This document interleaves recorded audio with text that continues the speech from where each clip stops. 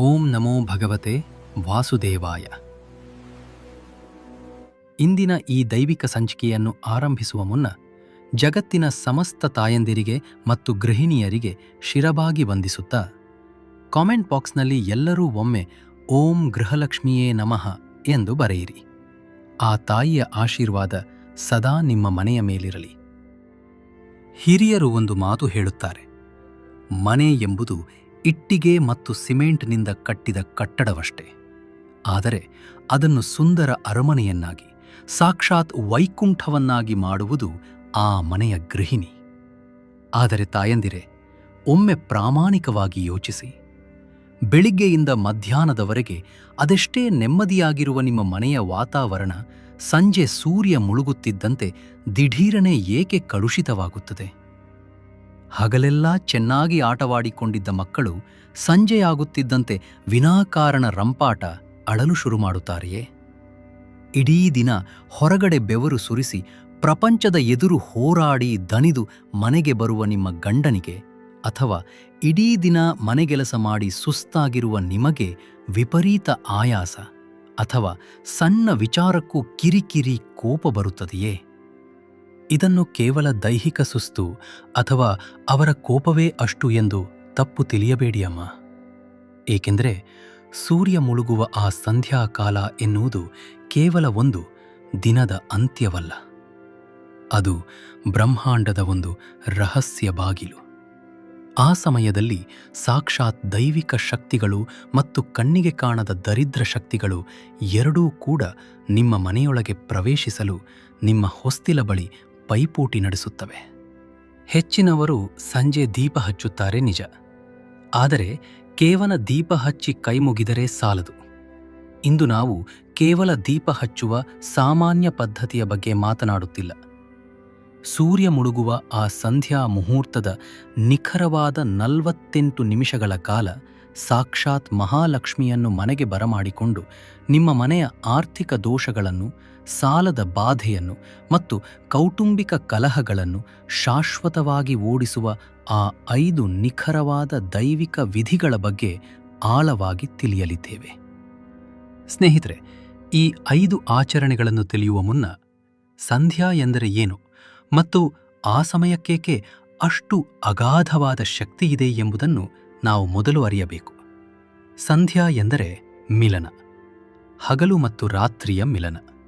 ಇದು ಸಂಪೂರ್ಣ ಹಗಲೂ ಅಲ್ಲ, ಸಂಪೂರ್ಣ ರಾತ್ರಿಯೂ ಅಲ್ಲ. ಇದು ಬ್ರಹ್ಮಾಂಡದ ಒಂದು ತಟಸ್ಥ ವಲಯ. ಆಧ್ಯಾತ್ಮಿಕವಾಗಿ ಹೇಳಬೇಕೆಂದರೆ ಈ ಸಂಧ್ಯಾಕಾಲದಲ್ಲಿ ಸಂಕಲ್ಪ ಸಿದ್ಧಿಯ ಶಕ್ತಿ, ಮ್ಯಾನಿಫೆಸ್ಟೇಷನ್ ಎನರ್ಜಿ ತನ್ನ ಉತ್ತುಂಗದಲ್ಲಿರುತ್ತದೆ. ಇದಕ್ಕೆ ಪುರಾಣಗಳಲ್ಲಿ ಅತ್ಯಂತ ಪ್ರಬಲವಾದ ಉದಾಹರಣೆ ಇದೆ. ರಾಕ್ಷಸರ ರಾಜ ಹಿರಣ್ಯಕಶಿಪು ಬ್ರಹ್ಮನಿಂದ ಯಾವ ವರ ಪಡೆದಿದ್ದೋ? ನನಗೆ ಹಗಲಿನಲ್ಲೂ ಸಾವು ಬರಬಾರದು, ರಾತ್ರಿಯಲ್ಲೂ ಸಾವು ಬರಬಾರದು, ಮನೆಯ ಒಳಗೂ ಸಾಯಬಾರದು, ಹೊರಗೂ ಸಾಯಬಾರದು. ಇಡೀ ಸೃಷ್ಟಿಯ ನಿಯಮಗಳನ್ನೇ ಮೀರಿ ನಿಂತಿದ್ದ ಆ ರಾಕ್ಷಸನನ್ನು ಭಗವಂತ ಸಂಹರಿಸಿದ್ದು ಹೇಗೆ? ಸಾಕ್ಷಾತ್ ಶ್ರೀಹರಿಯು ನರಸಿಂಹ ಅವತಾರ ತಾಡಿ ಆತನನ್ನು ಸಂಹರಿಸಿದ್ದು ಇದೇ ಸಂಧ್ಯಾಕಾಲದಲ್ಲಿ. ಹಗಲೂ ಅಲ್ಲದ, ರಾತ್ರಿಯೂ ಅಲ್ಲದ ಆ ಸಂಧ್ಯಾ ಮುಹೂರ್ತದಲ್ಲಿ, ಮನೆಯ ಒಳಗೂ ಅಲ್ಲದ, ಹೊರಗೂ ಅಲ್ಲದ, ಮನೆಯ ಹೊಸ್ತಿಲಿನ ಮೇಲೆ ಕುಳಿತು ಆತನ ಎದೆ ಬಗೆದ. ಈ ಕಥೆಯು ಕೇವಲ ಪುರಾಣವಲ್ಲ, ಇದು ಬ್ರಹ್ಮಾಂಡದ ಅತಿ ದೊಡ್ಡ ವಿಜ್ಞಾನ. ಎಂತಹದ್ದೇ ದರಿದ್ರವನ್ನು, ಸಾಲದ ಬಾಧೆಯನ್ನು ಸೀಳಿ ಹಾಕಲು ಈ ಹೊಸ್ತಿಲು ಮತ್ತು ಸಂಧ್ಯಾಕಾಲಕ್ಕೆ ಮಾತ್ರ ಆ ಅಗಾಧವಾದ ದೈವಿಕ ಶಕ್ತಿಯಿದೆ ಎಂಬುದನ್ನು ಸಾರುವ ರಹಸ್ಯವಿದು. ಅಂದು ನರಸಿಂಹಸ್ವಾಮಿಯು ಹೊಸ್ತಿಲಿನ ಮೇಲೆ ಕುಳಿತು ಇಡೀ ಜಗತ್ತನ್ನು ಕಾಪಾಡಿದ. ಇಂದು ನಿಮ್ಮ ಮನೆಯ ಹೊಸ್ತಿಲನ್ನು ಕಾಯುವ ಮತ್ತು ನಿಮ್ಮ ಕುಟುಂಬವನ್ನು ರಕ್ಷಿಸುವ ಜವಾಬ್ದಾರಿ ಮನೆಯ ಪ್ರಧಾನ ಅರ್ಚಕಿಯಾದ ಆ ಗೃಹಿಣಿಯ ಮೇಲಿದೆ. ಹಾಗಾದರೆ ಈ 48 ನಿಮಿಷಗಳ ಪ್ರಬಲವಾದ ಸಮಯದಲ್ಲಿ ನಿಮ್ಮ ಸಂಸಾರವನ್ನು ರಕ್ಷಿಸಿಕೊಳ್ಳಲು ನೀವು ಮಾಡಬೇಕಾದ ಆ 5 ನಿಖರವಾದ ವಿಧಿಗಳು ಯಾವುವು? ಬನ್ನಿ ತಿಳಿಯೋಣ. ವಿಧಿ 1: ಹೊಸ್ತಿಲಿನ ಶುದ್ಧೀಕರಣ, ದರಿದ್ರದ ವಿನಾಶ. ನಿಮ್ಮ ಗಂಡ ಇಡೀ ದಿನ ಹೊರಗಡೆ ಕೆಲಸ ಮಾಡಿ ಆಫೀಸಿನ ಬಾಸ್ನ ಬೈಗುಳಗಳನ್ನು ಕೇಳಿ ಸಾವಿರಾರು ಜನರ ನಕಾರಾತ್ಮಕ ಶಕ್ತಿಯನ್ನು, ದೃಷ್ಟಿಯನ್ನು ತಮ್ಮ ಹೆಜ್ಜೆಗಳ ಮೂಲಕ ಹೊತ್ತು ತರುತ್ತಾರೆ. ಅವರು ಒಳಗೆ ಬರುವ ಮುನ್ನ ಆ ಕಣ್ಣಿಗೆ ಕಾಣದ ಕಷ್ಟಗಳೆಲ್ಲವೂ ನಿಮ್ಮ ಮನೆಯ ಹೊಸ್ತಿಲ ಬಳಿ ಬಂದು ನಿಂತಿರುತ್ತವೆ. ಸಂಜೆ ಸರಿಯಾಗಿ ಸೂರ್ಯ ಮುಳುಗುವ ಸಮಯಕ್ಕೆ, ಸುಮಾರು 6 ಗಂಟೆಗೆ, ನೀವು ಸ್ವಲ್ಪ ನೀರಿನಲ್ಲಿ ಅರಿಶಿನ ಬೆರೆಸಿ ನಿಮ್ಮ ಮನೆಯ ಹೊಸ್ತಿಲಿಗೆ ಸಿಂಪಡಿಸಿ ಒರೆಸುತ್ತೀರಲ್ವೇ? ಆ ಕ್ಷಣ, ನನ್ನ ಗಂಡನಿಗೆ ಅಂಟಿರುವ ಕಷ್ಟಗಳೆಲ್ಲ ಕರಗಲಿ, ನಮ್ಮ ಮನೆಯ ಸಾಲವೆಲ್ಲ ಹೊರಗಡೆಯೇ ನಾಶವಾಗಲಿ ಎಂದು ಮನಸ್ಸಿನಲ್ಲೇ ಪ್ರಾರ್ಥಿಸುತ್ತಾ ಆ ಅರಿಶಿನದ ನೀರನ್ನು ಹಾಕಿ. ಅರಿಶಿನವು ನೈಸರ್ಗಿಕವಾದ ಆಂಟಿಬಯೋಟಿಕ್ ಮಾತ್ರವಲ್ಲ, ಅದು ಮಂಗಳದ ಸಂಕೇತ. ಆ ಅರಿಶಿನದ ನೀರು ಬೀರುತ್ತಿದ್ದಂತೆ ನಿಮ್ಮ ಗಂಡನ ಹೆಜ್ಜೆಗೆ ಅಂಟಿದ್ದ ದರಿದ್ರವೆಲ್ಲವೂ ಅಲ್ಲಿಯೇ ಸುಟ್ಟು ಹೋಗುತ್ತದೆ. ನಂತರ ಹೊಸ್ತಿಲಿನ 2 ಬದಿಯಲ್ಲಿ ತಾಜಾ ಹೂವುಗಳನ್ನು ಇಡಿ. ಈ ದೃಶ್ಯವನ್ನು ಕಂಡ ತಕ್ಷಣ ದುಡಿಯುವ ಗಂಡನಿಗಾಗಲಿ ಅಥವಾ ಮನೆಗೆ ಬರುವ ಲಕ್ಷ್ಮಿಗಾಗಲಿ ನಾನು ಸರಿಯಾದ, ಸುರಕ್ಷಿತವಾದ ಜಾಗಕ್ಕೆ ಬಂದಿದ್ದೇನೆ ಎಂಬ ನೆಮ್ಮದಿ ಸಿಗುತ್ತದೆ. ಎಚ್ಚರಿಕೆ: ಸಂಜೆ ಸೂರ್ಯ ಮುಳುಗುವಾಗ ಕಸಗುಡಿಸಿ ಅದನ್ನು ಹೊಸ್ತಿಲಿನಿಂದ ಆಚೆ ತಳ್ಳಿದರೆ ನೀವು ಲಕ್ಷ್ಮಿಯ ಮುಖದ ಮೇಲೆ ಕಸವನ್ನು ಗುಡಿಸಿ ಹಾಕಿದಂತೆ. ಇದು ದರಿದ್ರಕ್ಕೆ ನೇರ ಆಹ್ವಾನ. ಸಂಜೆ ಗುಡಿಸಿದರೂ ಕಸ ಹೊರಗೆ ಚೆಲ್ಲಬೇಡಿ. ವಿಧಿ 2: ತುಪ್ಪದ ದೀಪದ ದೈವಿಕ ರಸವಿದ್ಯೆ. ಹೊಟ್ಟೆ ಕಿಚ್ಚಿನಿಂದ ರಕ್ಷಣೆ. ಇಂದಿನ ದಿನಗಳಲ್ಲಿ ನಮ್ಮ ಒಂದು ಸಣ್ಣ ಖುಷಿಯನ್ನು ಕಂಡು ಕರುಬುವವರೇ ಹೆಚ್ಚು. ಮನೆಯಲ್ಲಿ ಒಂದು ಹೊಸ ವಾಹನ ತಂದರೆ ಅಥವಾ ಒಂದು ಹೊಸ ಸೀರೆ ಉಟ್ಟರೆ ಸಾಕು, ನೆರೆಹೊರೆಯವರ ಅಥವಾ ಸಂಬಂಧಿಕರ ಕೆಟ್ಟ ದೃಷ್ಟಿ ನಮ್ಮ ಮನೆಗೆ ತಾಗುತ್ತದೆ. ಈ ಅಸೂಯೆಯ ಕಣ್ಣುಗಳು ನಿಮ್ಮ ಮಕ್ಕಳ ಆರೋಗ್ಯವನ್ನು, ಗಂಡನ ಏಳಿಗೆಯನ್ನು ಕುಂಠಿತಗೊಳಿಸುತ್ತವೆ. ಇದಕ್ಕೆ ಪರಿಹಾರವೇನು ಗೊತ್ತೇ? ಶುದ್ಧವಾದ ಹಸುವಿನ ತುಪ್ಪದ ದೀಪ. ಎಣ್ಣೆಯ ದೀಪ ಪ್ರಾರ್ಥನೆಗೆ ಸೀಮಿತವಾದರೆ, ತುಪ್ಪದ ದೀಪವು ಬ್ರಹ್ಮಾಂಡದ ರಸವಿದ್ಯೆಯನ್ನು ಸೃಷ್ಟಿಸುತ್ತದೆ. ನಿಮ್ಮ ಮುಂಬಾಗಿಲಿನ ಹೊಸ್ತಿಲಿನ ಬಳಿ ಮನೆಯಿಂದ ಹೊರಗೆ ಮುಖ ಮಾಡಿ ನಿಂತಾಗ ಬಲಗೈ ಬದಿಗೆ ಮಣ್ಣಿನ ಹಣತೆಯಲ್ಲಿ ಶುದ್ಧ ತುಪ್ಪದ ದೀಪವನ್ನು ಹಚ್ಚಿಡಿ.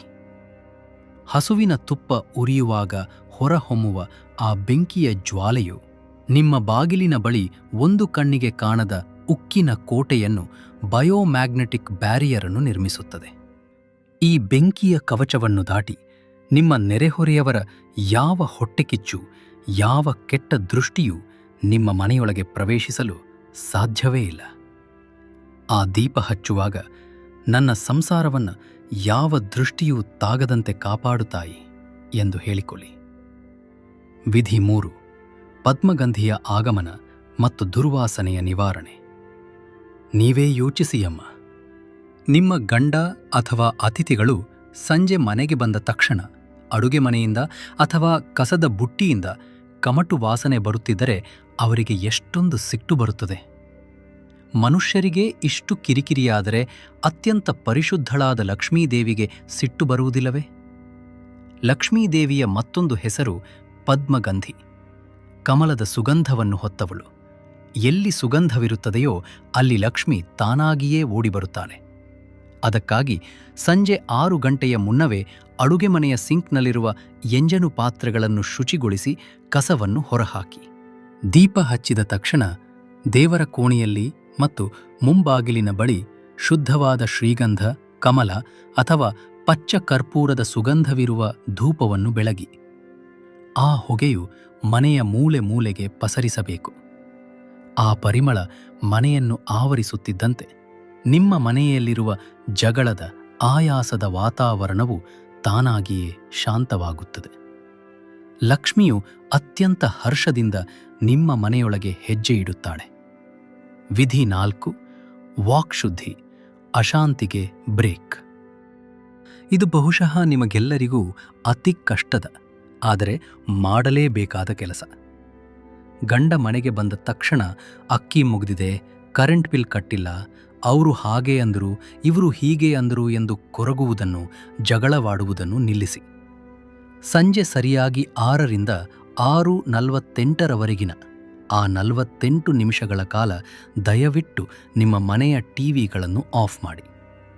ಅತ್ತೆ ಸೊಸೆಯ ಜಗಳ ತರಿಸುವ ಸೀರಿಯಲ್ಗಳನ್ನು, ಕಿರುಚಾಡುವ ನ್ಯೂಸ್ ಚಾನೆಲ್ಗಳನ್ನು ಬಂದ್ ಮಾಡಿ. ಸಂಧ್ಯಾಕಾಲದಲ್ಲಿ ನೀವು ಆಡುವ ಪ್ರತಿಯೊಂದು ಮಾತು ಬ್ರಹ್ಮಾಂಡಕ್ಕೆ ನೇರವಾಗಿ ತಲುಪಿ ತಥಾಸ್ತು ಎನ್ನಿಸಿಕೊಳ್ಳುತ್ತದೆ. ಆ ಸಮಯದಲ್ಲಿ ನೀವು ಹಣವಿಲ್ಲ ಎಂದು ಒತ್ತರೆ ಅದು ಶಾಶ್ವತವಾಗಿ ಹಣವಿಲ್ಲದಂತೆ ಮಾಡುತ್ತದೆ. ನನ್ನ ಮನೆಗೆ ನೆಮ್ಮದಿ ಬೇಕಾದರೆ, ನನ್ನ ಗಂಡ ಮಕ್ಕಳ ಭವಿಷ್ಯ ಚೆನ್ನಾಗಿರಬೇಕಾದರೆ ನಾನು ಈ 48 ನಿಮಿಷ ನನ್ನ ಬಾಯಿಯನ್ನು ಶುದ್ಧವಾಗಿಟ್ಟುಕೊಳ್ಳಲೇಬೇಕು ಎಂದು ನಿಮಗೆ ನೀವೇ ಶಪಥ ಮಾಡಿಕೊಳ್ಳಿ.